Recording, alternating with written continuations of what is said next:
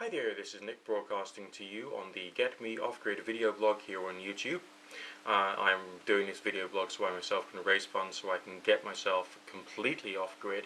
I'm trying my best to live as close to the off-grid lifestyle as I can within certain confines at the moment, and I'm also stocking up on various different things using my own money, not the donation money, to be able to help me to experiment and to explore. Although there's always an experimental aspect to absolutely everything that you do in life, I do actually want some of the bulk of the experiments to be done on my time with my money and not with money that will be provided by the donation link below. I'm just going to provide you with an example of that towards the end of this video, where you'll be able to see some of the wonderful things that I'm actually growing for the purposes of eating, and that includes fruit, vegetables, and a wide variety of other different things. I'm not showing you the full selection here. I've got all kinds of other great things growing, such as asparagus, going to have artichokes growing as well, and it's going to be really rather fantastic. I'm also getting my hands on a small, I think sort of bookshelf greenhouse, possibly two of them, so as I can then start doing more propagation and growing of more things with the passage of time. So I'll be showing you all of that in subsequent videos, and I also plan on doing a series of how-to videos about actual gardening itself and how yourself can basically get food straight from nature with the help of seeds or plant lists that you manage to buy at your local garden centre. So it's all going to be really rather interesting and intriguing. There's obviously an awful lot to learn. Only a certain quantity that I can provide you with within this particular one video, but essentially all the rest of it and the story as to how I grow and develop in my growing skills and the rest of that, and also the other things that I find out through research, I'm going to provide you with further on down the line within this particular video blog as well. So obviously subscribe and basically look forward to that. Container gardening is ideal for anybody who is space constrained. I've seen a few videos here on YouTube of people who try to grow all of their produce inside their own house, which I think is rather impractical for two reasons. Because of space, there's hygiene, and then there's also the possibility of there being difficulties with the cost of running the lights which you'll need to be able to keep the plants growing. So essentially I'm trying to do more of my stuff outside, trying to choose locations around the building so they get like the most or the least quantity of sunlight depending upon the type of plants that we're trying to grow.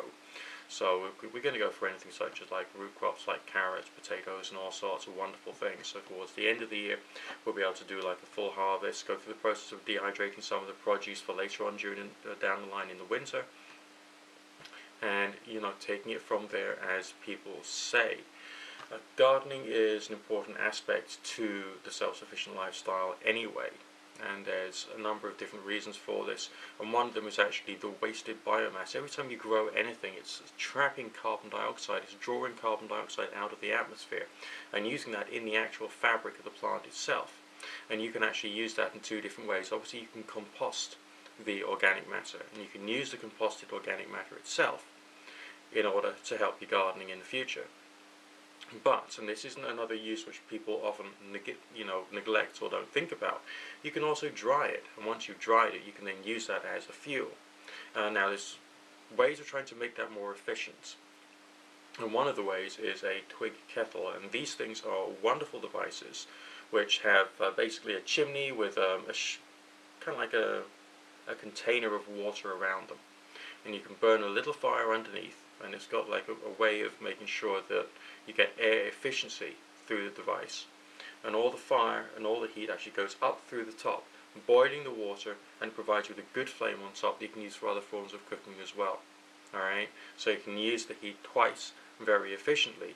You can fry yourself a couple of eggs, and you can make yourself a cup of tea, or you can use the hot water to go into your steamer, so that essentially you're not wasting energy when you're actually steaming your vegetables for preparing them for a meal.